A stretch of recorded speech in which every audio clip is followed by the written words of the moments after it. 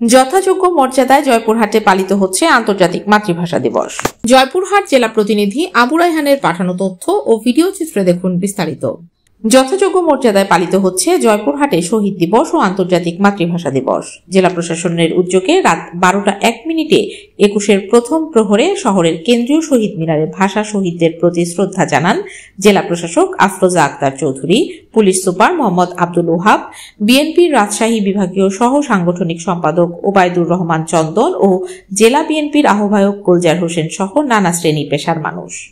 এরপর ভোর থেকে একে একে ভাষা শহীদদের প্রতি শ্রদ্ধা নিবেদন করেন মুক্তিযোদ্ধা সংসদ, বিএনপি, ছাত্রদল, যুবদল, স্বেচ্ছাসেবক দল, জয়পুরহাট প্রেস ক্লাব সহ বিভিন্ন রাজনৈতিক, সামাজিক ও সাংস্কৃতিক সংগঠন সহ সর্বস্তরের জনগণ।